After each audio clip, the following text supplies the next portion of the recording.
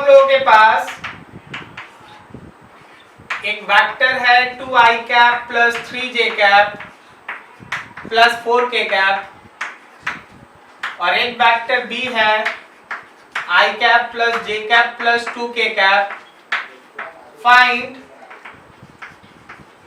Angle between 2a plus b and x axis। चलो बनाओ फटाफट। Find angle between 2a plus b and x axis।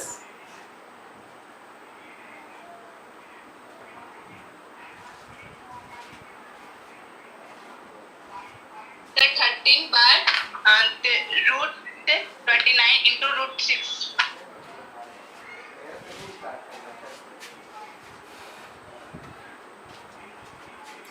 मानते हैं हम लोग एक r vector which is equals to 2a plus b vector. Okay 2a plus b तो 4 और plus 1 5i cap 6 plus 1 7j cap 8 plus 2 10k cap. क्या सही है ये 2a प्लस b वेक्टर। अब बिकॉज इसका एंगल हमको x एक्सिस के साथ चाहिए, x एक्सिस के साथ चाहिए, तो आप अगर इसको बनाना चाहते हैं तो आप q वेक्टर में i कैप लिख लीजिए। Okay and then cos theta is equals to vector r का डॉट प्रोडक्ट q के साथ divided by mod of vector r and mod of vector q। तो r का q के साथ डॉट प्रोडक्ट 5 आएगा बाय अंडर रूट r का magnitude 5 square plus 7 square plus 10 square 5 square plus 7 square plus 10 square और दूसरा 1 square. So it is 5 by 25 49 100 49 और 25 मिलकर हो गया 7400 रूट अंडर 174। क्या यही आंसर आया था जी आपका? Yes sir. चलो बढ़िया।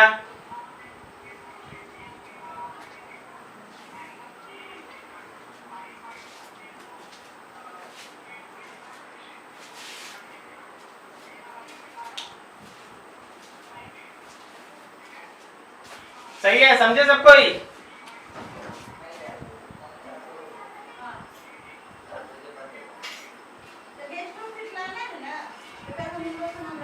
हो गया सभी का? अरे बोलो यार, हाँ या ना बोल दो। समझा सब कोई? लास्ट डे का revision.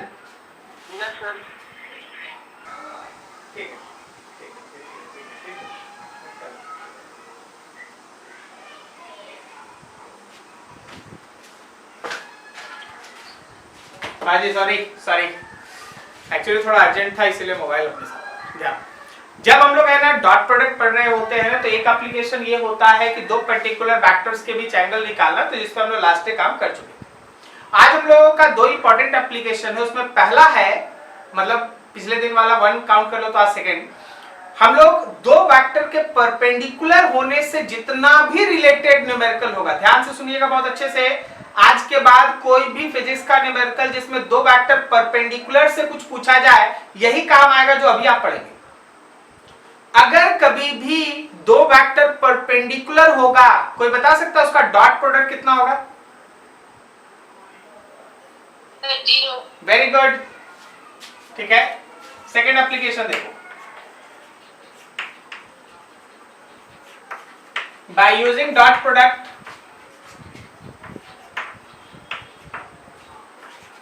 we can show that two vectors are perpendicular on each other। दो वेक्टर एक दूसरे पे परपेंडिकुलर होगा, हम लोग डॉट प्रोडक्ट यूज कर सकते हैं। कैसे? हम लोग ऐसा पढ़ रखे हैं कि अगर a का डॉट प्रोडक्ट b के साथ लेना है then it will be equals to ab cos theta. अब ये सोचो कि अगर मेरा a वेक्टर परपेंडिकुलर है b के ऊपर, तो थीटा का वैल्यू 90 डिग्री है, तो ऑब्वियसली cos 90 का वैल्यू 0 होता है। इसका मतलब ये बात कंफर्म है कि अगर दो वेक्टर परपेंडिकुलर हुआ तो उसका डॉट प्रोडक्ट 0 होगा। अगर दो वेक्टर, वर्ड है अगर, दो वेक्टर एक दूसरे पे परपेंडिकुलर हुआ तो उसका डॉट प्रोडक्ट 0 होगा। अगर दो वेक्टर एक दूसरे पे परपेंडिकुलर हुआ तो उसका डॉट प्रोडक्ट 0 होगा। इसका मतलब ये है कि a का x कंपोनेंट b का x, a का y b का y, a का z b का z, ये सब मिलके होगा 0। ठीक है, like that, this is the way dot product is confirm. अब जरा देखो इससे रिलेटेड क्वेश्चंस कैसे होता है। मान लो जैसे हम तुम्हारे सामने एक क्वेश्चन रख दिए कि अगर vector 3i cap plus 4j cap minus 6k cap is perpendicular on xi cap plus 2j cap minus 4k cap, find value of x।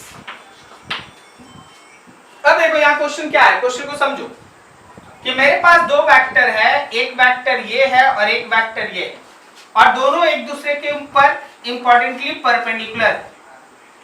तो अगर परपेंडिकुलर है तो इन दोनों का जो डॉट प्रोडक्ट होगा वो 0 होगा। हम लोग उसको 0 से इक्वेट करके x निकालेंगे।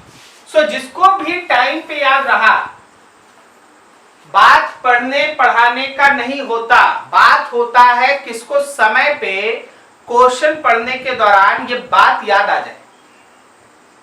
हम आपको सब कुछ पढ़ाएंगे, आप सब कुछ पढ़ेंगे, तो डिफरेंस क्या होगा कि जब हम क्वेश्चन बनाते हैं तो क्वेश्चन में वर्ड्स के हिसाब से जो चीज आपको पढ़ाया जाता है क्या वो याद आ जाता है? अगर याद आ गया तो बन गया।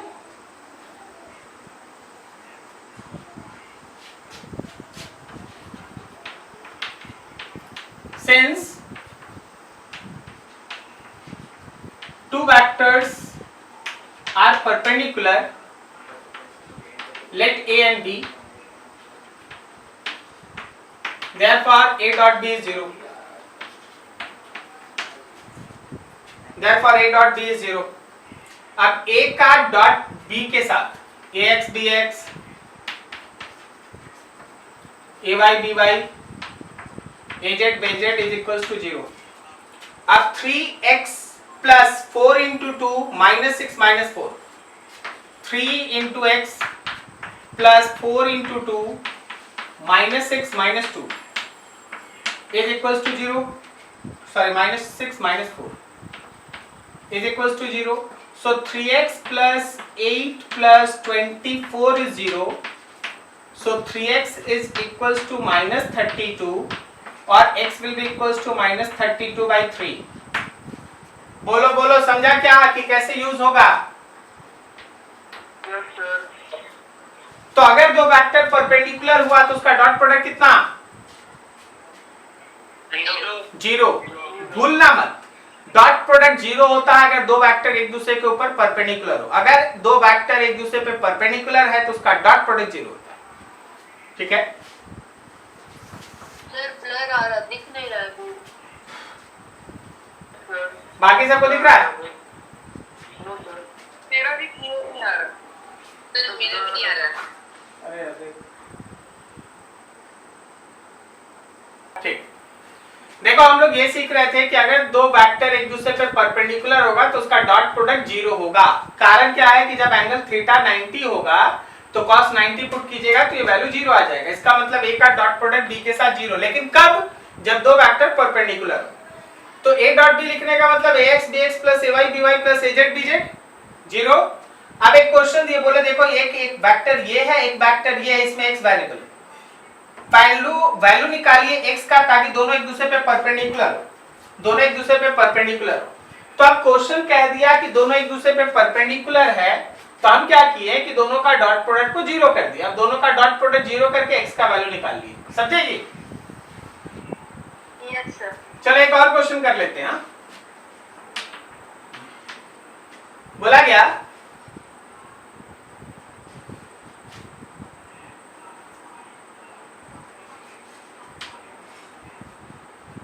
if vector A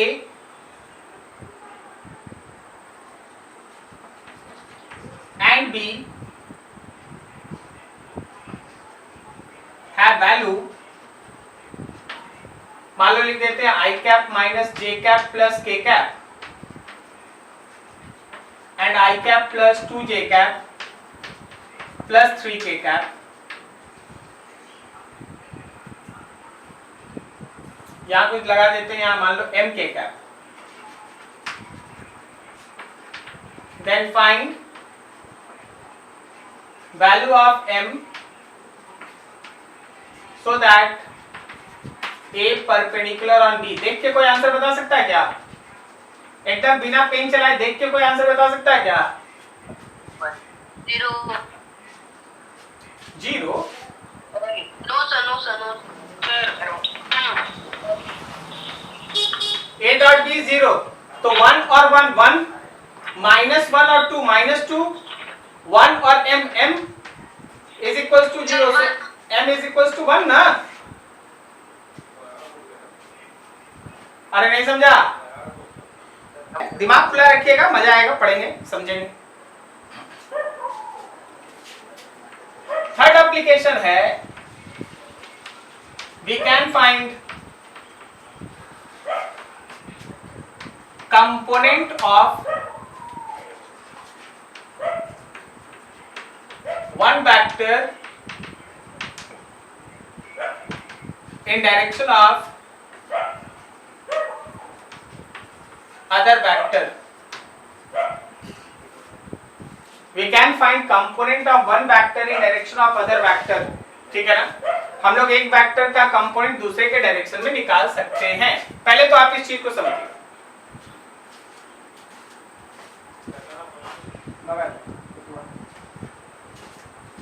देखो, ये है वेक्टर A और ये वेक्टर B और ये है एंगल थीटा। अब देखो, अगर हम तुमसे ये कहते हैं कि देखो जी B का कंपोनेंट A के डायरेक्शन में निकालो, तो क्या B का कंपोनेंट A की तरफ ये वाला है? उसको हम कहेंगे B cos थीटा।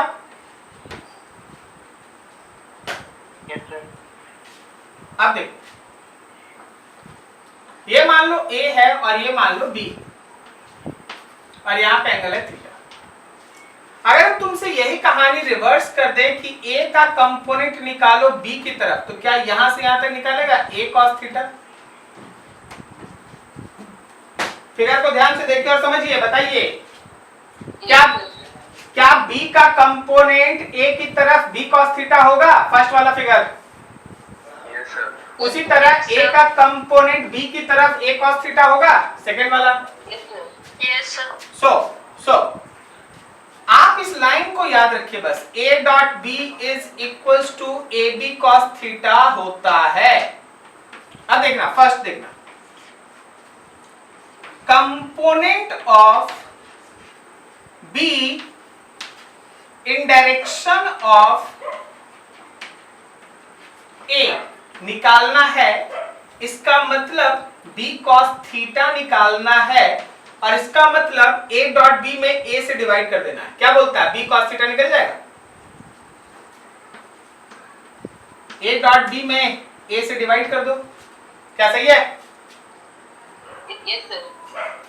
दूसरा, component of A in direction of B, A का कंपोनेंट B की तरफ, इसका मतलब A cos थीटा निकालना है और A cos थीटा निकालने का मतलब है A का डॉट प्रोडक्ट B के साथ, बोलो बोलो किससे डिवाइड? B से। क्या किसी को दिक्कत? No sir. बस वेट, अभी हमको यहाँ 2 लाइन लिखना है। ये 2 लाइन खतरनाक है।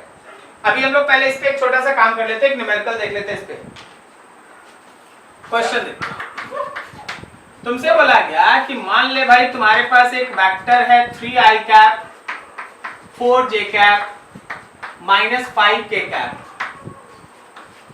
एंड वेक्टर B है i cap plus 2j cap plus k cap.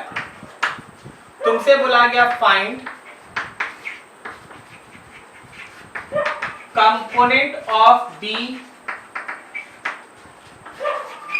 in direction of vector A। तुमसे बोला गया component of B in direction of A निकालो। चलो एक और क्वेश्चन यहाँ बाद में लिखेंगे, पहले इसका आंसर हम लोग बना लेते।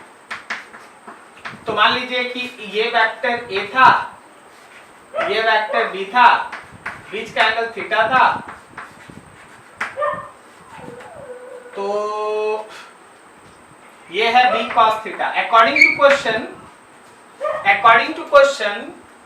we have to find b cos theta. According to question, component of b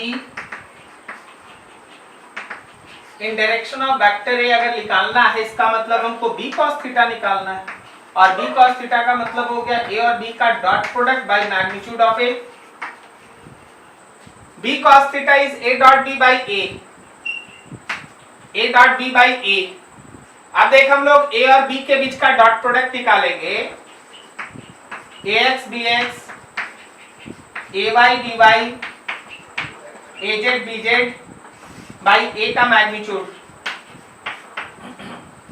तो अभी देख भाई यहाँ पे 3 है या 1 है, तो पहला चीज हो गया 3, दूसरा 4 और 2 8 है, प्लस तीसरा देख -5 और 1 -5 है, और नीचे a का मैग्नीट्यूड है अंडर रूट a का मैग्नीट्यूड मतलब 3 का स्क्वायर प्लस 4 का स्क्वायर प्लस 5 का स्क्वायर, 3 का स्क्वायर प्लस 4 का स्क्वायर प्लस ऑफ -5 का स्क्वायर, रूट अंडर 50।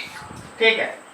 तो चलो देखो जी, हम लोग का यहाँ पे कंपोनेंट जो आ रहा है वो आ रहा है ऊपर में 8 और 3, 11 में से -5 किया 6, और नीचे हो गया रूट अंडर 9, 16 और 20, कितना हो गया भाई 50। सही। तो ये आपका क्या आया, ये आया हम लोगों का component of B in direction of A, जो आपका बी कॉस थीटा था, और बी कॉस थीटा आया 6/√50। चलिए सर बढ़िया है, तो आसान था, तुरंत समझ गए। फिर हम लोग क्या बोल रहे थे कि थोड़ा हार्ड है। अभी जरा गौर से सुनना, component of B in direction of A जब आप निकालते हैं तो ये जो वैल्यू आता है ना, ये जो वैल्यू आता है वो एक न्यूमेरिकल वैल्यू आता है, देख लो वहां पे 6/√50, 6/√50 न्यूमेरिकल वैल्यू आता है। सिमिलरली ये भी जो आप निकालिएगा ना वो एक न्यूमेरिकल वैल्यू होगा। लेकिन कभी कभी क्या होता है, वेक्टर फॉर्म में पूछ दिया जाता है, vector component of B in direction of A. चलिए सर वेक्टर में होता है B cos theta, B cos theta से मैग्नीट्यूड आ गया। अब जरा फिगर को गौर से देखो, सबको ध्यान लगाना, बी का कंपोनेंट ए की तरफ बी कॉस थीटा है, मैग्नीट्यूड है बी कॉस थीटा, लेकिन डायरेक्शन के लिए क्या उसमें ए के डायरेक्शन के लिए ए कैप लगा दें? Yes sir. उसी तरह ए का कंपोनेंट बी की तरफ है ए कॉस थीटा, लेकिन उसमें डायरेक्शन के लिए क्या यहाँ बी कैप लगा दें?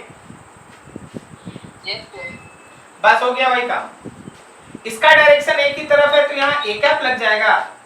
और अगर आप यही vector component of A in direction of B निकालेंगे, मतलब ए कॉस थीटा अगर आप निकालेंगे तो यहाँ बी कैप लग जाएगा। ए कॉस थीटा के साथ बी कैप क्योंकि इसका डायरेक्शन बी की तरफ है, और बी कॉस थीटा के साथ ए कैप क्योंकि इसका डायरेक्शन ए की तरफ है।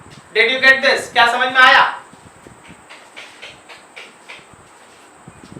और हम आपको एक बार फिर से क्लियर करना चाहेंगे, आपको याद होगा बी कैप निकालने का मतलब है वेक्टर बी में मैग्नीट्यूड ऑफ वेक्टर बी से डिवाइड करना, और ए कैप निकालने का मतलब है वेक्टर ए में मैग्नीट्यूड ऑफ वेक्टर ए से डिवाइड करना। याद आया?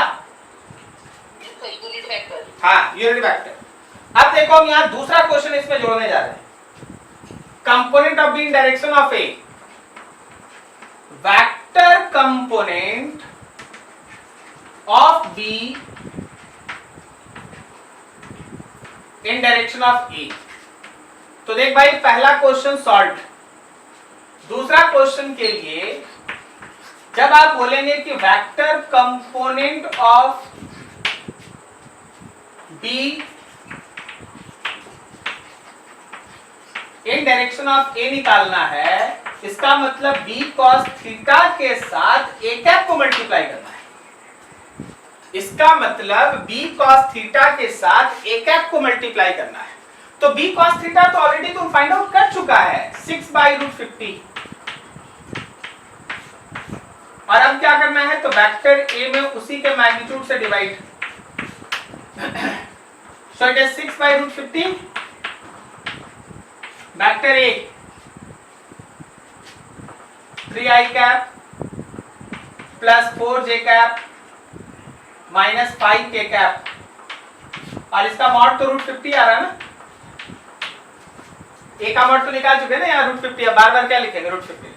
तो आज इसको सिंप्लीफाई कर लो, 6 से मल्टीप्लाई कर दिया अंदर 18i cap 24j cap minus 30k cap, और नीचे देखो √50 becomes 50। This is your answer.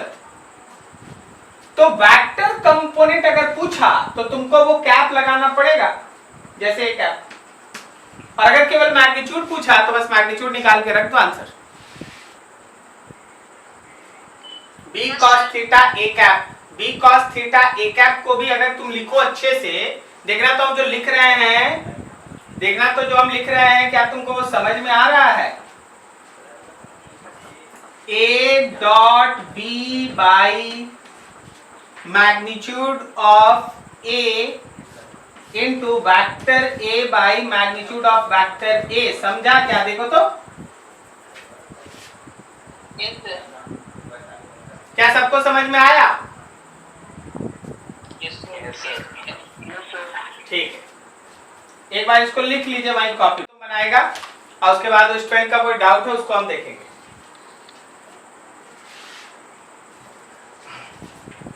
फटाफट सब कोई क्वेश्चन लिख लो, बोल रहे हैं। वेक्टर ए लिख लेना i cap plus 2j cap plus 4k cap,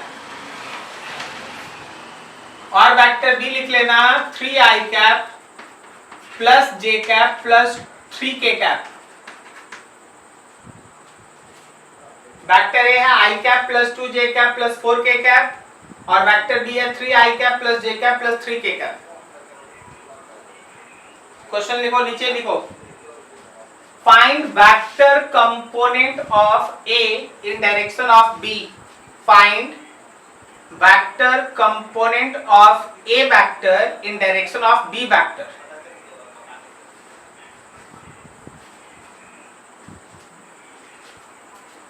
vector component of A vector in direction of B vector. चलो भाई सॉल्व करो, एकदम फाइनल आंसर बताना। वेक्टर क्या है sir? 2i cap plus 17/20 to 20 a cap. A cap लेना चाहिए, answer चाहिए ना ऐसा कुछ। 17/20 to 20 a कैप। अरे वही तो बोल रहे, ए कैप को भी हटाओ ना। 51 i cap plus 17 j cap plus 15 k cap by 19। आपको ए का कंपोनेंट बी की तरफ चाहिए ना,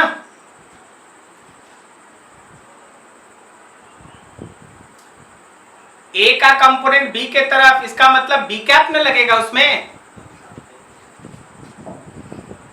तो चलिए कुछ हम भी कर लेते हैं आपके साथ। तो I hope so vector A था मेरा i cap plus 2j cap plus 4k cap, और वेक्टर बी था i cap plus j cap plus 3k cap, यही था ना? 3i cap. वो 3i कैप था, ठीक ना? अकॉर्डिंग टू क्वेश्चन,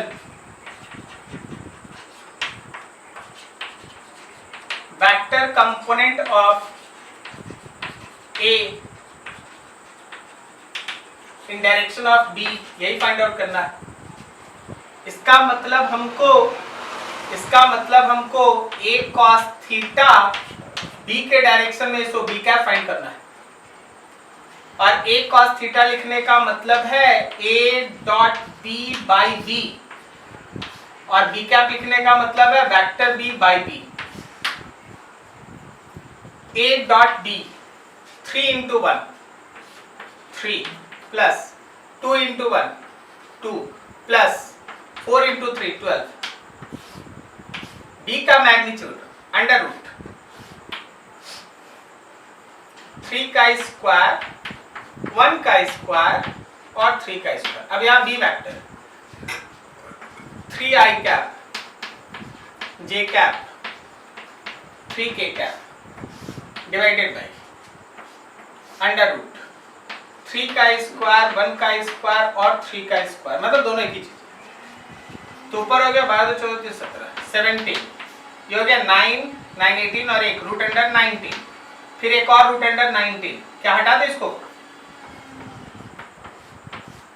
ब्रैकेट में 3i cap plus j cap plus 3k cap. अब आगे जाओ तो मल्टीप्लाई करके लिखो, नहीं तो छोड़ दो। क्या सबका यही आंसर आया? Yes sir. Yes sir.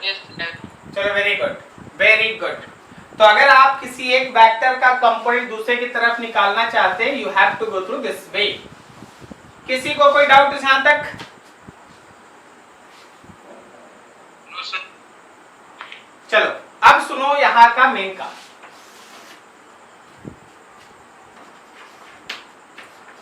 For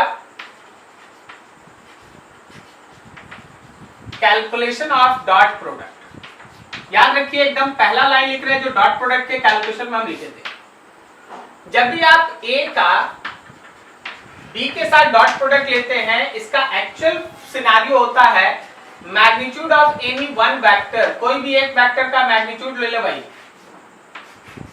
and multiplied with component of second vector in direction of first vector. याद रखिएगा कि जब भी हम लोग दो वेक्टर के बीच का डॉट प्रोडक्ट निकालना चाहते हैं, जैसे ए डॉट बी निकालना चाहते हैं, तो हम लोगों को इन्हीं लाइन को फॉलो अप करना पड़ता है। मतलब एक वेक्टर का मैग्नीट्यूड लेंगे और दूसरे वेक्टर का कंपोनेंट लेंगे पहले वेक्टर की तरफ। तो अब आप इसको दो तरीके से लगाइए। हम क्या किए, ए का मैग्नीट्यूड ले लिए, तो अब b का कंपोनेंट a की तरफ लेंगे, a का मैग्नीट्यूड ले लिए तो b का कंपोनेंट a की तरफ लेंगे तो b cos थीटा होगा।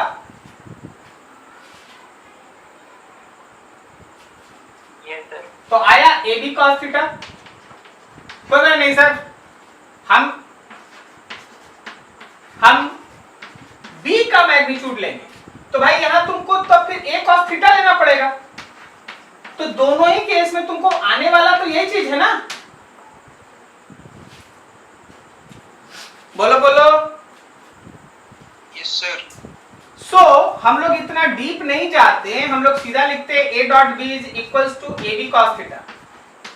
अब चाहे आप a वेक्टर को लेके b का कंपोनेंट लीजिए या b वेक्टर को लेके a का कंपोनेंट लीजिए, आना एक ही चीज होता है। आप समझे कहां से आया ab cos theta? Yes sir. चलो ठीक है, नोट करो, खत्म डॉट प्रोडक्ट खत्म। थोड़ा वेक्टर प्रोडक्ट स्टार्ट करेंगे अगला, फटाफट नोट करो।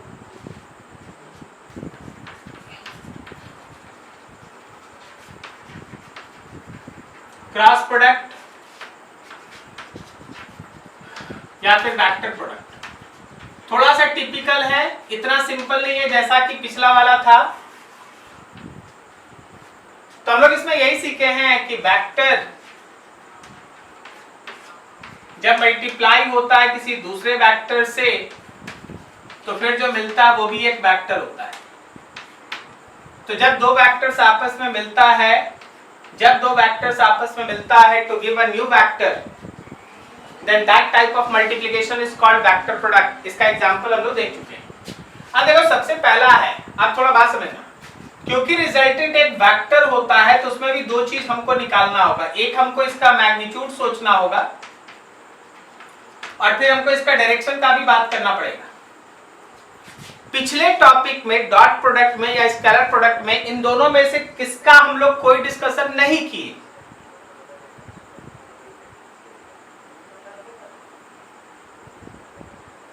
डायरेक्शन। Yes sir.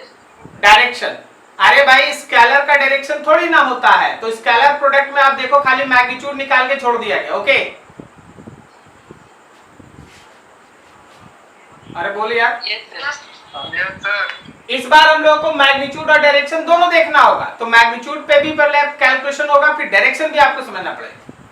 सो थोड़ा ध्यान लगाओ। अगर हम लोग ए का क्रॉस प्रोडक्ट बी के साथ निकालते हैं तो ये होता किसके बराबर है? ये होता है area of parallelogram formed by two vectors। दो वेक्टर के बीच के क्रॉस प्रोडक्ट का मैग्नीट्यूड, अभी हम लोग मैग्नीट्यूड पे फोकस रहेंगे, ओके, डायरेक्शन अलग से पढ़ेंगे। दो वेक्टर के बीच के क्रॉस प्रोडक्ट का जो मैग्नीट्यूड है वो उन दोनों वेक्टर से मिलके जो पैरेललोग्राम बनेगा उसके एरिया के बराबर होता है। दोनों से मिलके जो पैरेललोग्राम बनेगा उसके एरिया के बराबर होता है। फिगर देखना 3 डायमेंशनल है, 3 डायमेंशनल फिगर है, इसलिए थोड़ा दिमाग खुला रखिएगा। ये तुम्हारे घर का कोई एक टेबल है, ये तुम्हारे घर का कोई एक टेबल है, ठीक है? और ये तुम्हारे टेबल का ऊपर वाला प्लेन है जिसपे तुम किताब कॉपी किताब रख के पढ़ाई करता है। 3 डायमेंशनल फिगर है, दिमाग खुला रखना। इस प्लेन में दो वेक्टर है, this is vector A and this is vector B, okay. और उनके बीच का एंगल है थीटा। तो अब इसलिए जरा गौर करना, अगर हम लोग उसको प्रॉपरली थोड़ा मैनेज करें बढ़िया से, तो इन दोनों से मिला जुला के एक बेहतरीन पैरेललोग्राम ऐसा यहां बन जाएगा। इस पैरेललोग्राम के अंदर का जो एरिया है, इस पैरेललोग्राम के अंदर का जो एरिया है वही हमारे क्रॉस प्रोडक्ट का मैग्नीट्यूड होता है, ठीक है? ये लिखा है। अब जरा हमको कोई बताएगा क्या कि पैरेललोग्राम का एरिया कितना होता है? फॉर्मूला बोलो। into h sorry, base into height.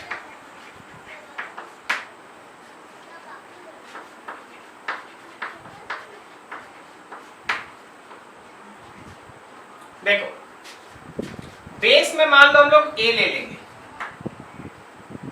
तो क्या हम लोग हाइट में इसको लेंगे? और अगर ये b है और ये थीटा है तो क्या ये b का साइन थीटा है? यस सर तो बेस में ले लिए भाई a और हाइट में ले लिए b का साइन थीटा। तो आज से तुम लोग याद रखिएगा कि क्रॉस प्रोडक्ट का मैग्नीट्यूड होता है AB sine theta. Dot product में AB cos theta, dot product में AB कॉस थीटा और क्रॉस प्रोडक्ट में AB sine theta. Easy. Dot product में AB कॉस थीटा तो क्रॉस प्रोडक्ट में AB साइन थीटा। तो अगर दो वेक्टर के बीच का क्रॉस प्रोडक्ट निकालना है, उसका मैग्नीट्यूड निकालना है, तो AB साइन थीटा होता है, AB साइन थीटा, ठीक है? अब थोड़ा बात करते हैं डायरेक्शन का।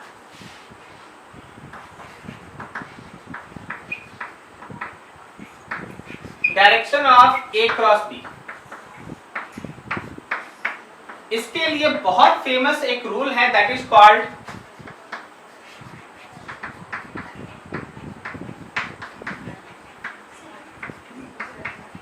Right hand thumb rule. ये राइट हैंड थंब रूल क्या कहता है? Curl fingers of right hand from A to B, then direction of thumb will be in direction of A cross B. Thumb का जो देखो, अपने right hand के fingers को ए वेक्टर से बी वेक्टर की तरफ घुमाओ. अपने फिंगर, थंब पे ध्यान मत देना, थंब पे ध्यान मत देना अभी. अपने राइट हैंड के फिंगर्स को ए वेक्टर से बी वेक्टर की तरफ घुमाओ तो थंब अगर ऊपर आया तो क्रॉस प्रोडक्ट ऊपर, थंब अगर नीचे आया तो क्रॉस प्रोडक्ट नीचे, थंब अगर लेफ्ट में आया तो क्रॉस प्रोडक्ट लेफ्ट में, राइट में आया तो क्रॉस प्रोडक्ट राइट में. करना क्या है, ए वेक्टर से बी वेक्टर की तरफ अपने राइट हैंड के फिंगर्स को घुमाना है. जब आप ए वेक्टर से बी वेक्टर की तरफ अपने राइट हैंड के फिंगर्स को घुमाइएगा तो थंब अपने आप किधर ना किधर आएगा. वो जिधर भी आएगा वही क्रॉस प्रोडक्ट का डायरेक्शन है. तो चल भाई सोच के अपने से बता, टेबल पे क्रॉस प्रोडक्ट ऊपर है कि नीचे? सब कोई अपने राइट हैंड को कष्ट दो. सबको आ रहा upward? So this is the direction of A cross B.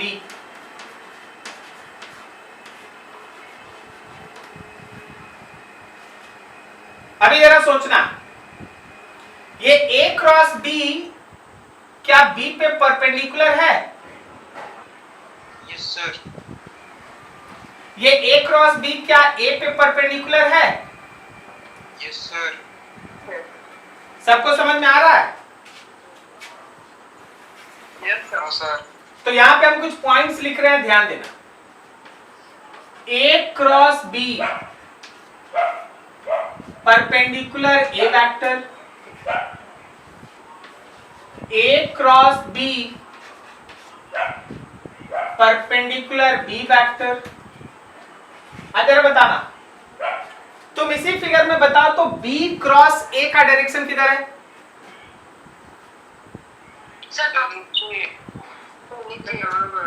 Downward. Very good. This is the direction of just A cross B के उल्टा में B क्रॉस A है. अब एक लाइन लिख रहे हैं, थोड़ा इस पे फोकस रहना. पता है आपको A क्रॉस B और B क्रॉस A इक्वल नहीं है. क्यों नहीं इक्वल है? डायरेक्शन अपोजिट हो जाता है. वेरी गुड, डायरेक्शन अपोजिट है. तो A क्रॉस B जो है वो minus of B cross A के बराबर है. क्या ये सही है ना? Yes sir. वो माइनस साइन क्या बताता है? वो माइनस साइन क्या बताता है? सर डायरेक्शन अपोजिट है. डायरेक्शन अपोजिट है. डायरेक्शन, हाँ, अपोजिट इन डायरेक्शन. अब जरा ये बताना कि magnitude of A cross B और magnitude of B cross A same है या नहीं? सेम है. वेरी गुड, एकदम सेम है. और दोनों कितना है? तो AB साइन थीटा है. अब चाहे आपको A क्रॉस B का मैग्नीट्यूड निकालना रहे तो भी AB साइन थीटा, यही पैरेललोग्राम बनेगा, वही एरिया आएगा. और अगर आप B क्रॉस A निकालते तो उसका भी मैग्नीट्यूड AB साइन थीटा, वही पैरेललोग्राम में, वही एरिया. क्या समझे? मैग्नीट्यूड बराबर है, वेक्टर बराबर नहीं है, कारण है अपोजिट डायरेक्शन. अब एक लाइन. सो एक बात आता है कि A cross B is always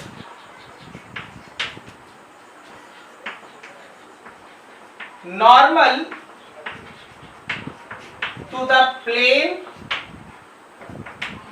in which vector A and vector B lies. हमको नहीं लगता है कि तुमको समझ में आया. वो लाइन समझ में आया क्या तुमको? No sir. No sir. A और B, यहां देखो, यहां A और B टेबल के प्लेन में है, सही है ना? Yes sir. तो A क्रॉस B टेबल पे नॉर्मल है, क्या ये भी सही है? Yes sir. नॉर्मली. एकदम सही. तो वही तो हम वहां लिख दिए हैं. Means perpendicular. फिर से सुनो, फिर से एक बार बोल देते हैं।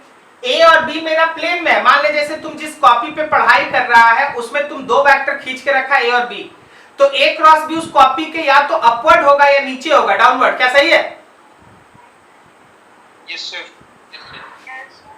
A cross B is always normal, normal मतलब परपेंडिकुलर।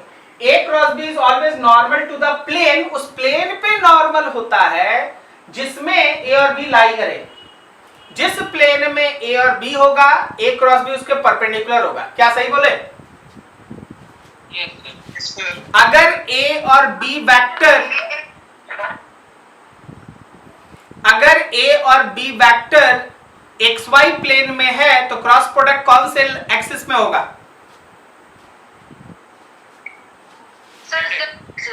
Z axis. अगर A और B वेक्टर XY प्लेन में है तो क्रॉस प्रोडक्ट Z में है। अगर A और B XZ प्लेन में है, XZ प्लेन में, तो क्रॉस प्रोडक्ट Y। किसी को दिक्कत यहां तक समझने में? No, sir. No sir. अब सुनिए एक और चीज। अब हम जो डालने जा रहे हैं वो आप है ना इन्हीं सब लाइन के बेसिस पे है ना, आप उसको कंक्लूड कर पाइएगा।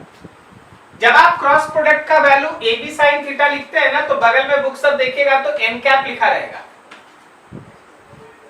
क्या तुमको पता चला ये एन कैप क्यों है? एन कैप बताता है normal unit vector. N cap बताता है डायरेक्शन के लिए नॉर्मल यूनिट वेक्टर। वेयर, यहां लिख देते हैं, where n cap equals to normal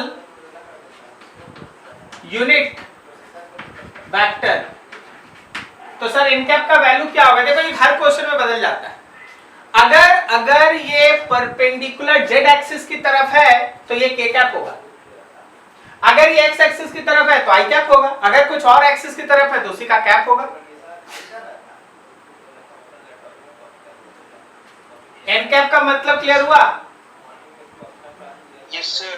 normal unit vector हम यहाँ एक बार बनाना चाहेंगे, this is N cap, okay, normal to the plane. चलो नोट करो यहां तक फटाफट, कहीं डाउट है पूछ लो, पहले नोट करो फिर पूछना।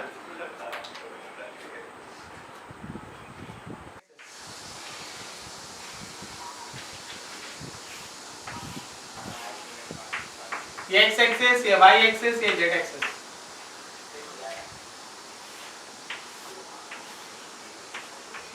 एक्स वाई जेड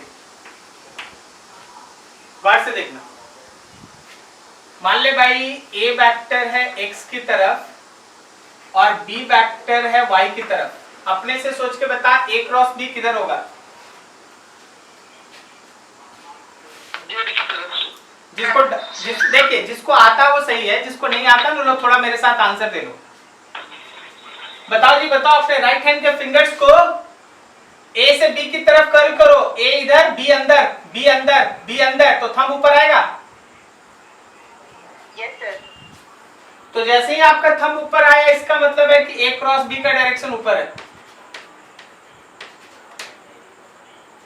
चलिए अब यहां बनाते दूसरा। ए वेक्टर इधर और ऊपर की तरफ बी वेक्टर। चलो बताओ बी क्रॉस ए का डायरेक्शन बताना है तुमको। बी क्रॉस ए, बी ऊपर और ए बता अंदर है या बाहर? सर माइनस आई कैप की तरफ होगा। अंदर है ना? अंदर है, तो जैसे ही फिंगर को हम अंदर घुमाएंगे मेरा थंब अपने आप इधर आ जाएगा। एक्स डैश की तरफ होगा। बिल्कुल सही, एक्स डैश की तरफ होगा। This is B cross A. चलो एक काम यहां कर लेते हैं। ये मान ले एम वेक्टर और ये मान लो एन वेक्टर। चलो बताओ एम क्रॉस एन किधर?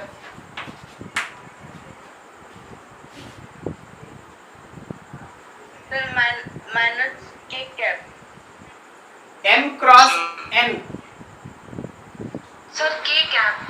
के कैप। भाई देख एम इधर है और एन बोर्ड के बाहर है कि अंदर है? एन बता बोर्ड के बाहर है कि अंदर है? सर बाहर। बाहर है, तो m से जब हम n की तरफ मूव करेंगे, बाहर मूव करेंगे तो मेरा थंब ऊपर आएगा, अंदर मूव करते तब ना नीचे होता, बाहर बाहर बाहर। m से n की तरफ, n बाहर है, तो this is the direction of m cross n। क्या क्लियर हुआ?